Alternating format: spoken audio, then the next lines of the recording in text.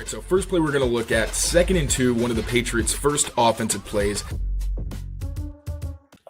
What's going on, everyone? Mike Kadlick, Taylor Kyles, Brian Hines here for CLNS Media, back with a live crossover episode, Patriots Beat, Patriots Daily, from the NFL Combine, sort of. I'm still in snowy Massachusetts, but those guys are out at Lucas Oil Stadium, getting us ready as the on-field workouts of the Combine will start in full tomorrow. A ton of press conferences happening throughout the last couple of days in Indy. Heard from Eliot Wolf yesterday, heard from Mike Vrabel this morning, so we're going to react to some of those comments, talk a little A.J. Brown, because, again, that's continued to bubble up and come up over the last couple of days.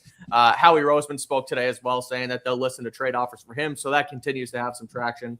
And then we'll wrap up with a couple other news and notes and find out what the heck you guys are going to be watching over the next couple of days from a Patriots lens. But first, let's start with Vrabel this morning, and let's not bury the lead. We'll start right away. Talking about A.J. Brown specifically in his relationship with his former wide receiver, saying, and I thought this was super interesting, I want to say too, because normally he's taken the Belichick approach to a lot of these things, saying, you know, we don't talk about players on other teams. But with this one specifically, he really went into detail about A.J. Brown, saying he's watched him grow, he's watched him mature, he's proud of him, proud of who he's become.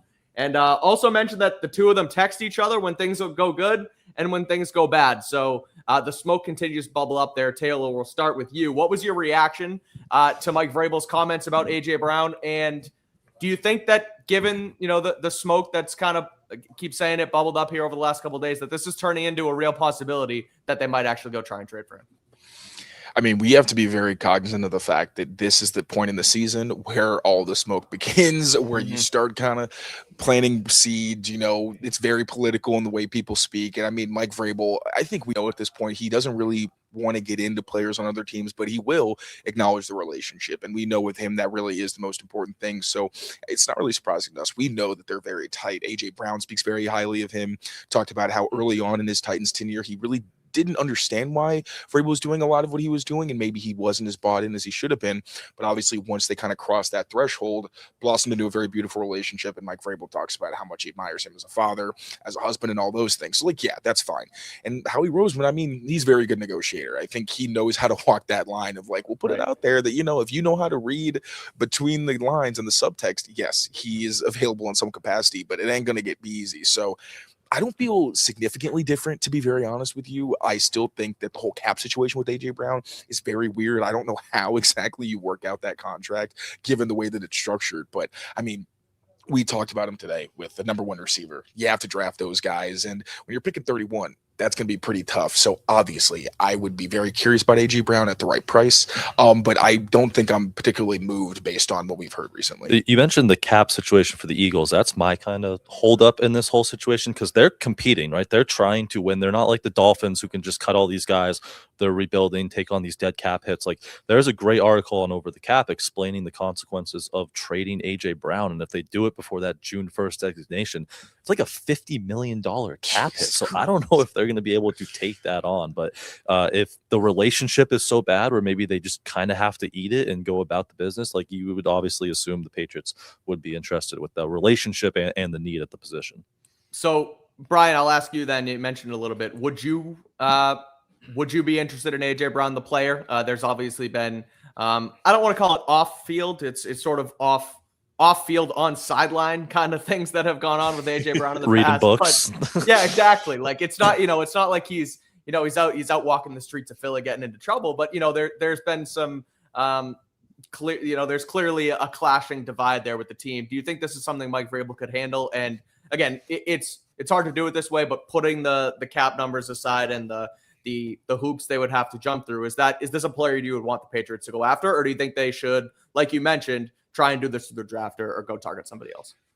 Yeah, I would trust Vrabel handling the personality, right? Especially a player he's familiar with and has coached before. And the fit, like, I think he's a great fit. That's what they need, like a guy who can win one-on-one on the backside. He's a big target, contested catch target for Drake May. I am a little worried. He's 27, 28. Like, how will his game age over the next few years? We were talking to Evan yesterday, and Evan said, watching the film, like, doesn't look like the same player. I could also maybe factor in, like, what was his kind of give a F level in Philly the last 2 years. And if he's playing with Drake May and playing for Mike Vrabel, you know, does he kind of look like a different player? But if you're just talking about the player, like I think it is a really good fit for what this offense kind of needs. And to play off, is it a Steph Diggs? Is he still here? Or, you know, Kyle Williams really high on him. Vrabel mentioned him kind of unprompted today watching Kyle Williams' development. So I think he would play off the room they have really well as well.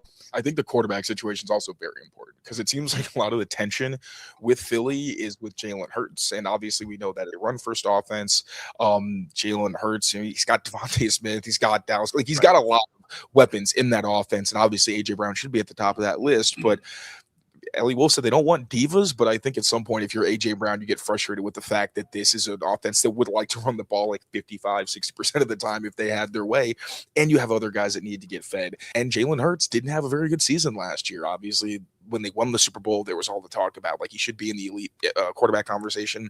I think anybody who's being honest knows that that's not true. I think he's a guy that you win with. I don't know how often he's really someone you win because of, although there are definitely some instances, but the supporting cast is big. But if he comes to New England and has Drake May and Mike Vrabel, I think that does a lot to alleviate the situation, especially coming off the Super Bowl run and in an organization where they really do prioritize trying like the person and the relationships and things like that. Not that Philly doesn't, but obviously, you know, it's been a little bit rocky over there for them. Stay on wide receiver here. We'll jump back and forth a little bit between what Wolf and what Vrabel had to say because they kind of not stepped on each other's toes on purpose, but said, talked about the same types of things. Both guys asked about Stefon Diggs yesterday. Eliot Wolf says that he's not going to get into specific players. However, then he's asked about other players under contract, Harold Landry and Morgan Moses said they will be back, but would not commit necessarily to Diggs. Vrabel was asked about Diggs' future. Immediately starts talking about what he did for them this season, but then was asked about the court case and said that he wants guys to continue making great decisions and wants his players to make great decisions and have good judgment. So not really saying too much on the Stefon Diggs front, but what are you guys hearing? What have you seen? As far as potentially some other reports or any has your perception changed on whether or not the Patriots should or will keep Stefon Diggs heading into 2026?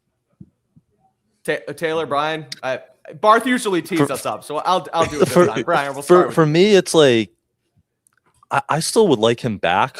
I think he was good on the field. It kind of faded down the stretch in the playoffs, and that's where I think if you could upgrade another guy next to him so he gets some less attention. You saw a lot in the playoffs, teams dropping guys off the line of scrimmage or from the back end and bracketing him and really taking him out of the game. So I think if you could pair him with someone, that's the ideal path, but then it kind of gets to the money. And, talking with Wolf and Vrabel, the comments just didn't make me as confident that he will actually be back. When Eliot Wolf, Morgan Moses is expected to be back. Harold Landry is expected to be back. Guys under contracts who are veteran players, and he wouldn't say that about Diggs. So I think it's ultimately going to come down to the money. Like if he's here, it's not going to be at the $26.5 million cap hit. That would be very surprising to me. So I think there's going to have to be some sort of restructure if they want to keep him around. I also think the way that it was spoken about Christian Barmore and Stefon Diggs was pretty interesting, considering they're both in legal situations. They both have big guarantees coming up in their contracts. Like they're in pretty similar boats. Eliot Wolf was much more committal on Christian Barmore, talked about how they put in resources and things to help grow up. They're going to continue to do that. And with Stefon Diggs, they did not do that. And obviously, one is a homegrown player. We know the emphasis for them is to retain those guys and all of that. But that was, I thought that was pretty telling that two guys in almost identical situations, and you could argue one is a bit more extreme, although obviously both legal situations are very serious. I don't want to downplay either one, but again, similar situations. But Stefon Diggs, it was very much like, we really appreciate what he did last year. Exactly. No talking about the future. And Barmore, it wasn't really that way. So I would say that was really my takeaway.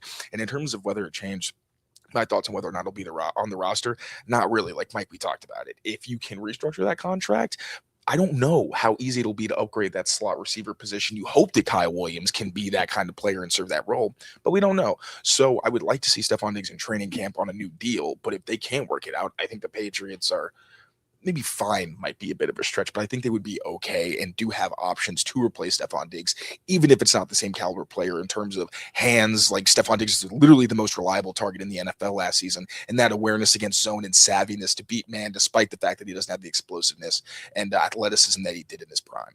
Yeah, and on both players, Diggs and Barmore, putting the I hate to say it this way, but putting the legal situations aside for a second, because again, they're alleged, and as you mentioned, Taylor, both equally as potentially severe, but that's something that they'll work through, with they mentioned their lawyers and security team and things like that, and they have the offseason to kind of let that play out. But looking at both situations, you're exactly right, where Diggs is someone who you bring him in on a 3-year deal, which was essentially a 1-year deal with a team ability to get out of it after the first with this cap hit that he has. And then Barmore's is totally different, where, you drafted him. He's younger. He's someone who, again, you said it, but they've continued to develop. They signed him to an extension just a couple of years ago. And it's not like he's sitting there and weighing down the, your salary cap situation necessarily, kind of like Stefon Diggs is, where Barmore, let's face it, I would say is much more important to the defensive line, I think, than Diggs was to the wide. Yeah, it's difficult to say now that I say it like that, because Diggs was their number one target. I guess, playoff run, it was definitely Barmore. Yeah. Exactly. Off the field, though, off the field was definitely Diggs. Like, yes, for sure. A lot of his value definitely came off the field. Yeah. I do wonder if they go to Diggs and say, will you take a pay cut or restructure? Like, his willingness to do that, like, what is his options elsewhere? He said after the Super Bowl he wants to be here. So I wonder if he would be open to taking the pay cut or restructure, just what he sees would be else out there for him.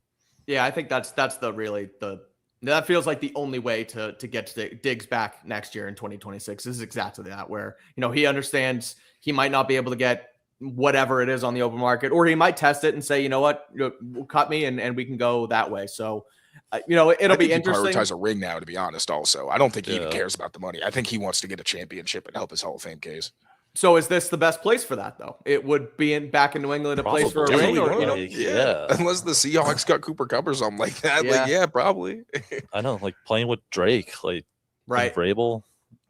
I couldn't think of many better situations for him, right? Like, continuity. So another year off the ACL, and they already have that rapport. So instead of having yet another quarterback that he's got to get on the same page with, he has a guy that he can actually go from an entire, what do they play, 20-something games, and then keep adding on to that, plus obviously the offseason and everything. So I think it would make the most sense for Diggs. It's wild how that's the conversation we're now having. You talk about guys ring chasing and going out there, and you talk about, Chiefs and Bills and, go play with Mahomes and Allen, and all of a sudden we're like, well, shit, I guess New England is the right place for that. We were talking to CLNS legend Trags today, and he was talking about the Bengals defense and how they need to remodel it, and they need like 5 guys. And he's like, well, the Patriots showed us last year that you can do that if you invest in one offseason. I'm like, oh, the Patriots are back to being the model of how you turn this thing around. So it has come full circle. That's a good segue, because I wanted to talk about their approach to free agency and what some of these guys have had to say about that. Both Wolf and Vrabel talked about it yesterday and today, respectively. But before we do that, I got to tell you guys about our friends over at Prizepicks, because as you know, this episode and every episode of both Patriots Daily and Patriots Beat are powered by our friends over at Prizepicks. Shoot your shot today on Prizepicks to get $50 instantly in lineups when you play your first $5. That's right, Prizepicks is now giving you $50 in lineups when you sign up and play those first $5. They make every dunk, every diamond, every board that much more exciting. So don't miss your chance to get started on America's #1 app for sports picks. It is super simple to play. Like you said, all you got to do is pick more or less on at least 2 player stat projections. And if you get your picks right, you could cash in. They now have a new feature alert on Prizepicks as well. It is early payouts. And if your player gets off to a hot start, you now have the option to cash out those winnings before the game even finishes. So download the Prizepicks app today and use code CLNS to get $50 in lineups after you play your first $5 lineup. Again, that's code CLNS. You get $50 in lineups after you play your first $5 lineup. Prizepicks, it's good to be right. That was good work. Yeah, I see the behind-the-scenes camera. The second it goes up, we're rushing around, grabbing our drinks, and like you said, you come up and everyone's rip-roaring and ready to go. No, it was excellent execution, boys. I appreciate it. All right, let's get to the free agents here. It's almost like we know what we're doing. So. Combine number 3, baby. Exactly. All right, the approach to free agency, Eliot Wolf mentioned. It's not a rebuild, but also that the Super Bowl did not change his perspective on where or his perception rather of the roster and how they need to, attack this offseason in 2026. Mike Vrabel making a funny comment saying if he wants something, he just goes out and buys it. It's a lot different. A lot easier said than done as a filthy rich head coach than a team than a team trying to work with a salary cap. There's no salary cap at Neiman Marcus, but I digress. Looking at what their needs are, what these guys had to say over the last couple of days, and this perception / comment that Robert Kraft talked about a couple of years where they kind of want to reset the books every 3 years. They obviously spent, out the ass last offseason and landed a couple, you guys love my very crazy saying. Was that a laugh, Taylor, when I said spending out the ass? Yeah, I tried to hold it in. It crept out. You got to move the mic next time. But no, they spent last year. They were able to acquire a handful of obviously quality starters. Talk about Milton Williams, Carlton Davis, Robert Spillane, all those guys. Is this free agency period, Taylor, going to be similar? Is it going to be a lot different? Are they going to overextend themselves? And kind of relaying that back to the comments that these guys made. How do you see, the next couple of weeks in free agency playing out? Well, I believe that they'll have money to spend because you just made it to the Super Bowl. Like when you were an owner and you tell a head coach or a front office, like, hey, I'm going to give you some cold hard cash for you to get whatever we need to actually burn compete. Some cash. Exactly. Oh, as long as you don't say that, we're good. And Mike Vrabel took that and took a team that people didn't even think was going to be in the playoffs to the Super Bowl. So I do believe that this will be another offseason where they do have money to spend. Maybe that's naive, but you think logically, you get a taste of the Super Bowl, you want to go back and you'll do whatever you need to get there. I don't know if this is necessarily an offseason that's going to have as many robust signings as they did last year. I just don't think it's that kind of market. I don't know if the roster's in a place where they need like 5 veterans that are going to be those big culture difference makers like Morgan Moses, Robert Spillane, Carlton Davis, Milton Williams. Like, I don't think it's going to be that. But I do think that you can go spend big at edge rusher. Obviously, Caleb on Chason could not come back. Either way, I'd like to see them at least add one more veteran to compete in camp and, of course, address it in the draft as well. Wide receiver, we know that market's not going to be very good. It's Romeo Doubs and then kind of everybody else. When you look at the premium positions, I think maybe if they spend on guard, that could be another one. So I don't think it's going to be quite as dramatic as last offseason was when you are literally trying to reshape the composition and the culture of your football team. But I do think they're going to take, I'd say like 3 fairly big swings. I think that'd be fair because they do need significant upgrades in the trenches and obviously at least one pass catcher, whether that's a primary blocker, a tight end, or whether that's, Romeo Doubs or somebody like that who can just give you some more dynamic ability because that's something that Eliot Wolf specifically really stressed was that playmaker. Charlie Kohler. The Kohler Express. Come on. We're all aboard the Kohler Express. The Charlie Kohler propaganda out there in Indianapolis as well. Oh, I don't know. I was pushing it, and then I ran into Taylor, good, and now we're both pushing. Right, I'm on the Polar Express. He jumped right on with me. But I like that. Just comparing free agency to last year, like you said, overhaul the roster. Like they just needed to sign starting NFL caliber players. Like they didn't have those guys going into the offseason last year, and so. You got a bunch of those. You got some good guys in the draft as well to help fill those holes. So now it's more, plug in a few spots, finding the depth guys to fill out your roster. So I do think it's going to look different, but they acknowledge they have holes. They know that even though they just made the Super Bowl, they know that was year 1 of the program. Vrabel admitted after the Super Bowl that they did exceed expectations, right? So they know the roster has some work to do. So yeah, I would expect them to sign a couple guys who can make some significant impacts, but it's definitely not going to look like it did last year. Taylor, we've talked about on the show a couple times of them taking advantage of Drake May's rookie contract. He's heading into year 3. He's up for an extension next offseason.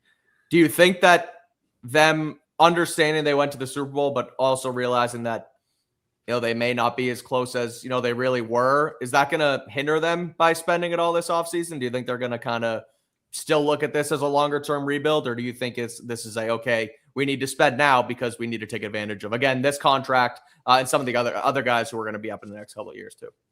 Well, Mike Vrabel was kind of asked about that. He was asked about Christian Gonzalez's extension. He was asked about Drake's extension and whether that's something that they kind of factor into the future. And I don't think Mike Vrabel is. He was like, yeah, I'm not really thinking about that. That's really for more of my cap people.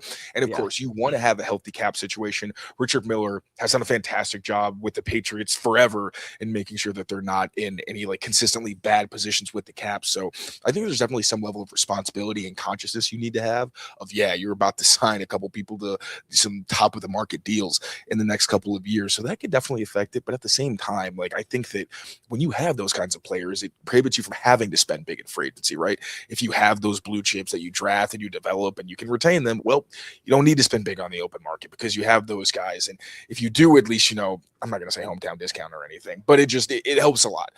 So I think that you need to still attack it responsibly. It's not going to be, once again, it's not going to be like last offseason where you really do shell out the cash because you don't have enough players to pay. And that's something we talked about the past couple years. Was it was just like, all right, they have a lot of money, but where's it all going to go? So yeah, you have to be conscious of it. But I still think that, and like with the Christian Gonzalez extension, we were talking about this a little bit earlier, where they're clearly on some kind of timeline, and it's not at the front of their priorities right now because, like, I think Vrabel was asked very directly about it and kind of alluded to what Eliot said yesterday, which was that, you know, when the time comes, we will. And I do wonder if that's okay. Let's get through free agency, see what we need to do to improve the roster, see where our cap health is at that point based on all those contracts. And then we see, okay, do we like front load Christian's contract? Like how exactly do we need to structure this to make sure it fits with the rest of what we're doing here? And that's purely speculation, just something we were kind of throwing around there because it does feel a little bit odd that, you know, they have time if they need it. Right. Like, exactly. Ideally, you want to get it done as quick as possible. But they were giving off, like, Vrabel was giving off serious, like, I'm behind vibes today. Like, which like and you get that, like, a little bit.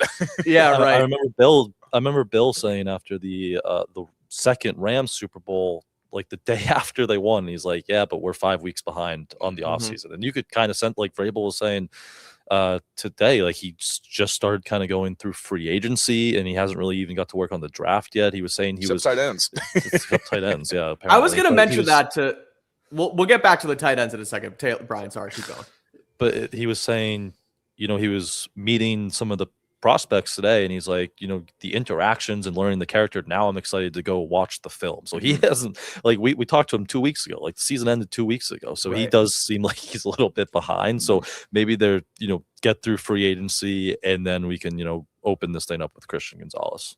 It's one of those inherent, you know, things that, you know, the league tries to be so, you know, have so much parity and, you know, the worst team gets the first pick and, you know, all that kind of stuff. But that 5 week span is incredibly crucial, like you said. And that's obviously just baked in because, you know, you're in the playoffs and you don't get a head start. But you're right. So, and, you know, I feel like I mentioned it a couple times now, but we were out in Denver and the Shrine Bowl was going on. And the Shrine Bowl was like a massive, you know, calendar thing for me since I started covering the team, looking at, you know, starting to look at those sort of all-star games and those kind of guys. And that was a distant memory this year because they were going to try and win a Super Bowl. So on that draft nugget, though, Vrabel was asked about the draft class. I thought it was incredibly interesting that he went straight to tight end. It was like deep class, tight end, first position out of his mouth.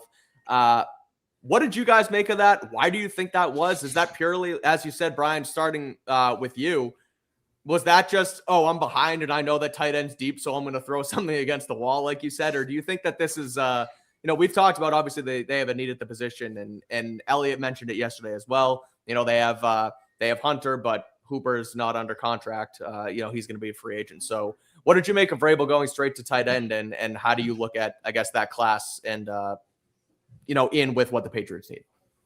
I think it's about the need. Like, they have a need at the position. And he said, like, he's got to be better at evaluating it too, because, you know, Taylor asked Eliot about tight ends yesterday. He's like, yeah, we got Hunter Henry and then CJ Dupree, who was a UDFA, who started the year on the practice squad and barely played last year. So it's definitely, you know, a position of need. I wouldn't be surprised if they, Bar's saying, Soto, sign one, draft one, or go two guys in the draft, because I think it is a good class in that kind of range. He specifically noted, you look around the league, a lot of successful tight ends picked in like the 4th or 5th round. I think that could be a really good spot if they do decide to draft one, I think they will. Like they could target a tight end in that range. We've talked about how this class doesn't have a ton of true inline Y tight ends, which is why Charlie Kohler's right at the top of my list, because I don't think you're really going to find anybody who's going to be has the potential to be a bigger contributor as an inline tight end than Kohler.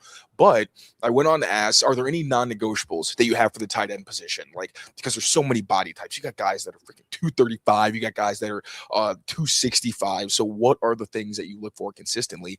And he talked about the pass catching and all that, but he went deep at blocking and specifically talked about the evolution of off-ball blocking for tight ends, where you use the motion and that kind of gives you the head start and allows you to impact the line of scrimmage, which we both thought immediately. Oscar Delp out of Georgia. Yeah, that's my guy. That's because he gets a lot of credit for being a very versatile blocker. And I think Vrabel even kind of dropped nuggets last year that he wasn't very happy with the block. I mean, it's not even a nugget. They started using Thayer Munford as a tight end consistently. They had to ditch 12 personnel and just go straight to the 6-0 line because they couldn't run the ball. And one of the at some point when I asked him about the 6-0 line, he talked about like, well, we weren't getting a whole lot of push on the edges. And I was just like, oh, that's Austin. Unfortunately, I think a Seahawks player even said before the Super Bowl, wasn't there a quote? One of their edge players like they can't run the ball out of 12, so they go 6-0 line, and that's how they have to run the ball. Yeah, so clearly he, wants it not to be just an athletic pass catcher. I think that's kind of what you want in any of your tight ends. But you have to be a functional blocker in this offense. Like even Tim Wright had his role. He was a very niche player, but like they asked him to block, and he was 245. Like when you think of him,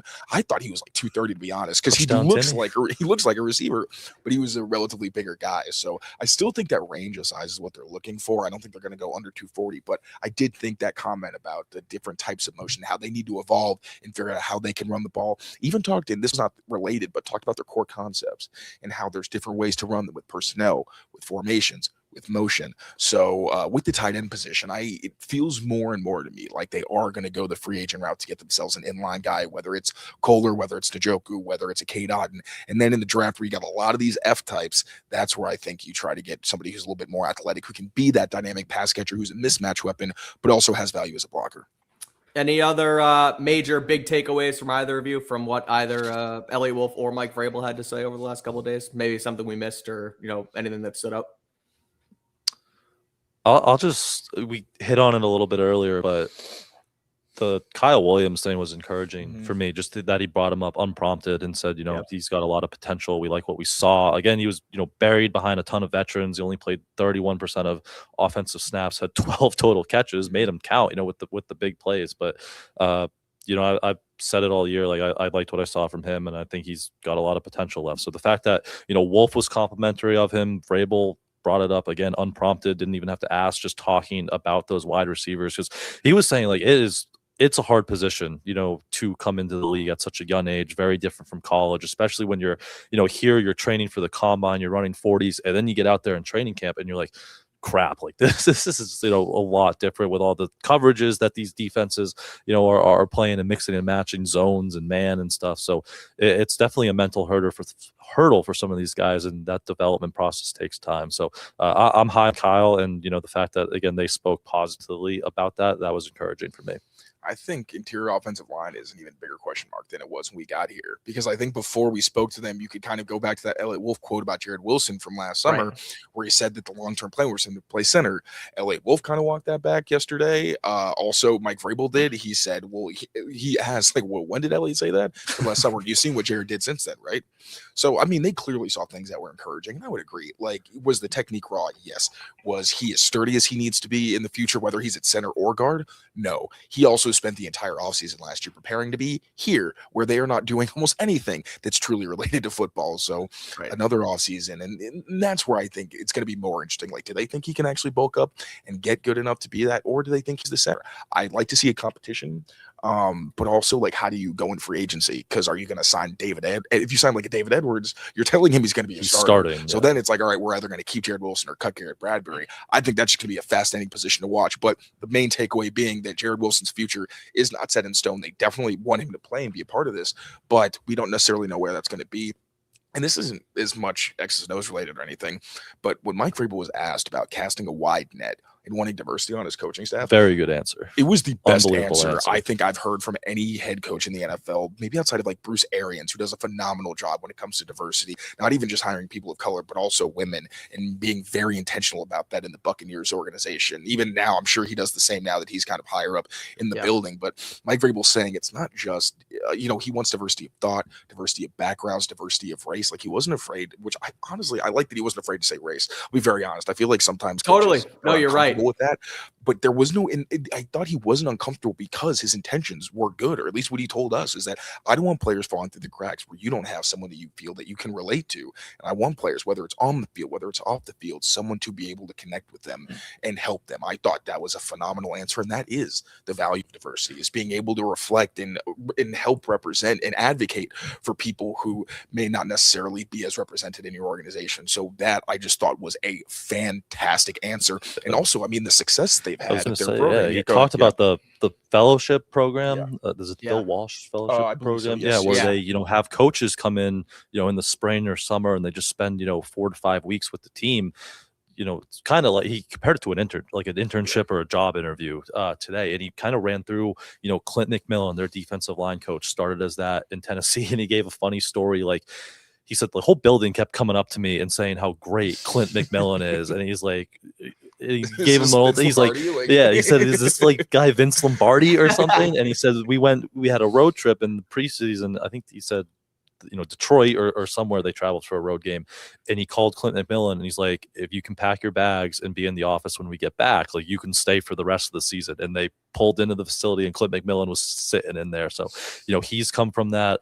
Justin Hamilton, their cornerbacks coach, he said Ashton Grant was from that program in Cleveland, and he's obviously risen up to be their quarterback coach. And now they just hired, BJ Edmonds, who's joining the staff. He was with them last spring in this same fellowship program, and now he got a role on staff. So you did a phenomenal job. Yeah, the hit rate through that program has been exceptional for them.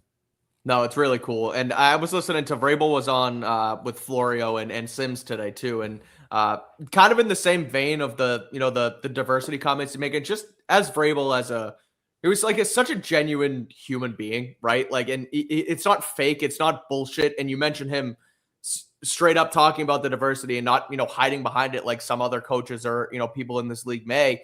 They were asking him about the situation with Marshawn Nealon earlier this year, and then obviously the tragic news about Rondell Moore. And he was basically like, I'll walk by a player and I'll ask them how they're doing, and if they give me a little bit different of an answer than the day before, I don't let them just walk by. I say, no, get in here. What's wrong? What are we?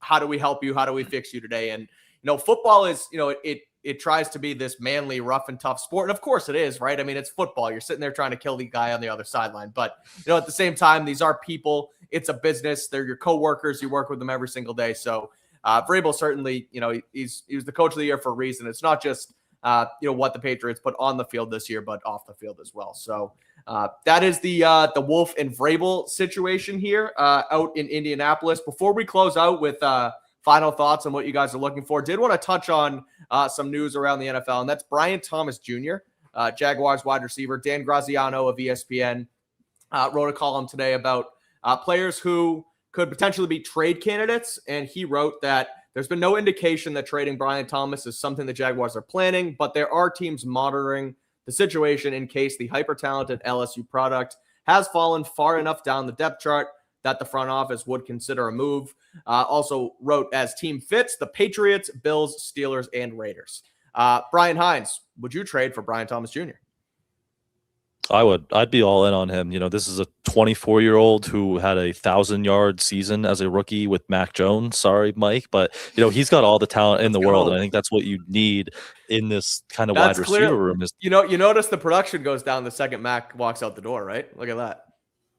I guess, yeah, fair. I thought you were going to say sorry, Mac. You said sorry, Mike. That's so can't funny. argue that. But I think he's a really good fit, for what the Patriots need kind of at the position. Again, a big body. He can play on the outside. He really good down the field. His best route in LSU was all those slot fades, with Jaden Daniels. And that's just would be a great fit for Drake May. So there is the question, like, if he was this good, like, 2 years ago and still young, and it was a first-round pick. Like, why are the Jaguars trading him, right? I think a lot of it probably comes to the fit with Liam Cohn, and they kind of switched what he did last year. He was running more stuff over the middle of the field, and then they got Jacoby Myers and kind of let him go back to the outside spot. And the production wasn't as good because, Jacoby was catching passes. Parker Washington really came on. There was a lot of, they had to spread the wealth, but he seemed to get a little bit more comfortable late in the year when he got to go back to what he does. So if they are moving on, I think that would be a great fit. And again, you're finding, a guy who was a first round pick 2 years ago. What was he, like early 20s? So I think that would be good value if you could get him for, maybe the 31st pick in the draft. Taylor, any interest? Oh, yeah. I'm very interested. As long as he checks all their boxes, like medicals, team fit, all that stuff. Absolutely. I mean, his tape against Christian Gonzalez is some of the best tape. I think that first year, Brian Thomas's first year, was maybe the best tape I saw for anybody against Christian Gonzalez. Garrett Wilson was close, but like there was that touchdown where he beat Gonzo twice on one play. He's still the only player that's beaten Gonzo on a post. He's one of maybe like 3 or 4 players who has a deep catch on Gonzo. And obviously, that's one game, but when you see anybody make Gonzo look like he's in, I want to say panic mode, but like where he makes Gonzo look like he's behind versus what we know Gonzo to be, where it's like he never really looks rattled and he's always in control, that stands out to me. So, and obviously the skill set, I mean, we know what Drake can do with the formidable X receiver. We saw with Kayshon Boutte. Imagine somebody who is bigger, more explosive, and is a true first round pick and a prototypical X receiver. And like if you can draft one of those guys in that number one, you're gonna have to trade for him. So again, as long as he checks all of the Patriots boxes, I'm absolutely in on Brian. And he's on a rookie contract, right? Like we were talking how hard it would be to maybe pair like AJ Brown and Stefon Diggs because of the contracts. Like this is a guy, it's a first round rookie contract, right? So it's not like dirt cheap, but it would be easier for the financials as well. And you get the fifth year option as well if you wanted. So yeah, it's a lot pick of 31 for a very good young player. Yeah, I would. Yeah, 100%. 31 and maybe a third. Honestly, I would give up a first and a third. Yeah, the only reason I'm hesitant is exactly what you said, Brian. Is why the hell is Jacksonville trading him? They just traded him, or they just drafted him a couple years ago. Had a great rookie season, fell off a little bit, but that's someone who a talent like him, what he was at LSU, was arguably the best, if not a top 2 wide receiver in that class. Fell to Jacksonville. They were able to snatch him up and. They bring him in, and obviously, like I said, had the good first season, and things kind of went south. But if you're going to give up on a guy like that, I just really want to know why. But I would also trust the Patriots, their staff and their guys to make sure that before they pull the trigger on a deal like that they have all the background knowledge and understand that okay, this is what he is. There was something. He had a couple drops last year. I think people were questioning like the yips and things like that early on. So.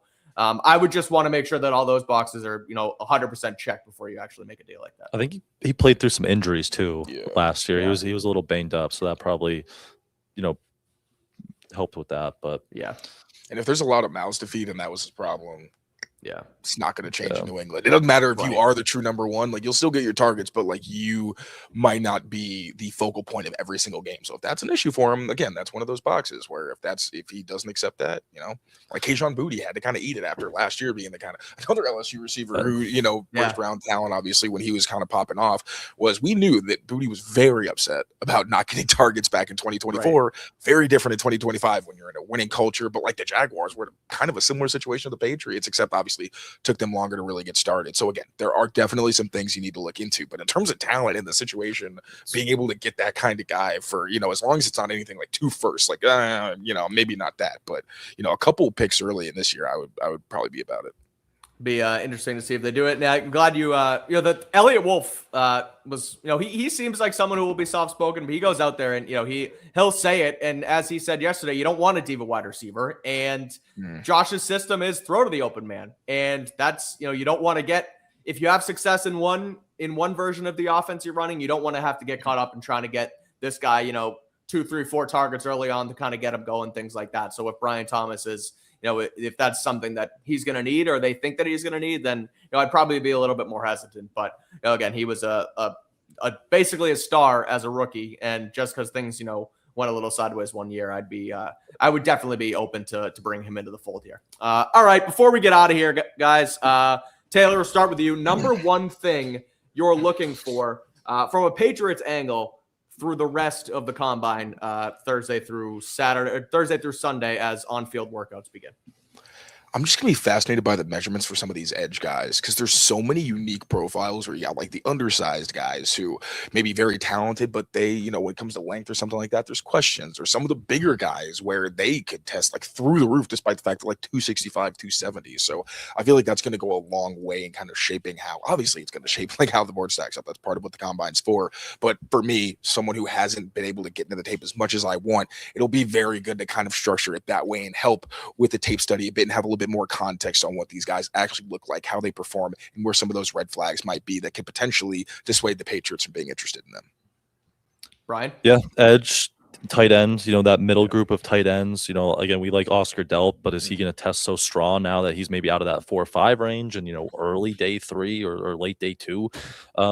Even so, watch some of those. I'm also, the top safeties in this class that we'll see how they test, because they said Jalen Hawkins has earned the right to test the open market, test free agency. There's some other good, maybe fits. Reed Blankenship from Philly, who's the Seahawks safety who's on the open market. Kobe Bryant, like similar. A lot of too high stuff. They could maybe look in free agency, but also somebody who knows what makes Drake May take exactly. at a very high level. There you go. But watching some of how this, I think if they don't upgrade that spot or even bring Jalen Hawkins back, like I could still see safety being the pick at 31. And Emmanuel McNeil-Warren, a versatile guy. I like Dylan Thieneman out of Oregon too. He kind of checks the boxes. When Wolf was talking about safeties yesterday, he said communication is the big one, and then first thing I think he said was range. And Dylan Thieneman, Purdue had to play in another zip code. He was playing like 17 yards on average off the line of scrimmage as like a single high safety. And then he transferred to Oregon last year and he was playing a lot around the box, hybrid guy. So took on a big communication role. So he can kind of do it all there at the safety position. So see how he tests as well there. I think he could be an option at 31. Love it. Good stuff, fellas. Titans are releasing center Lloyd Crushenberry. Any interest in Lloyd Crushenberry as the Patriots' next center? 28 years old, just signed a 4-year, $50 million deal with the Titans 2 years ago. So some breaking news here. There's no Titans connection necessarily because he was there for the last 2 seasons, but Crushenberry over Garrett Bradbury. What are your thoughts there? Is that a cap-saving move? Why'd they do that? Was it bad? I don't know, to be honest. So it's breaking news. I figured I'd throw it in. Squidward. It's kind of like the Brian Thomas question, like why are they doing this? Like, is there a red flag there? But especially because he was your rookie quarterback center a year ago. Like, is there what's I feel like if they sign an interior lineman, it's probably a guard over a center, right? Because like worst case scenario, you still have Garrett Bradbury, who was fine for you and can play center, and then we'll see what happens with Wilson. So I think they would probably prefer signing a guard over a center there. Yeah, I don't think I'd be very interested at this point now. Shout out producer Bailey from behind the scenes. It was a failed physical or a physical designation for. Okay. Yeah. So never mind. That's gonna be a no. Yep. All right. Well, easy enough. Big. Good stuff, fellas. What's up? When are you guys out there till? When do you guys come home? Tomorrow night. So cool. We'll be boots on the ground tomorrow. Good stuff. Well, continue following along here. Everyone, thank you guys for tuning in. Patriots Press Pass, we will have you covered throughout the end of the combine, whether it is out in Indy or back at home. So make sure you rate, review, subscribe. Always check out Brian on patspulpit.com, Taylor here on clnsmedia.com and Patriots Press Pass. And we will continue again to have you covered all off-season long as things continue trickling out, news, notes, and all that good stuff. From the combine and the rest of the offseason. So again, thank you guys for tuning in to this crossover episode for Brian Hines and Taylor Kyles. I'm Mike Kadlick. Shout out our friend Alex Barth, who unfortunately couldn't make this one. We'll get the full gang on the next crossover. So until next time, take care of yourselves, take care of each other, and we will see you soon. Peace out, everyone.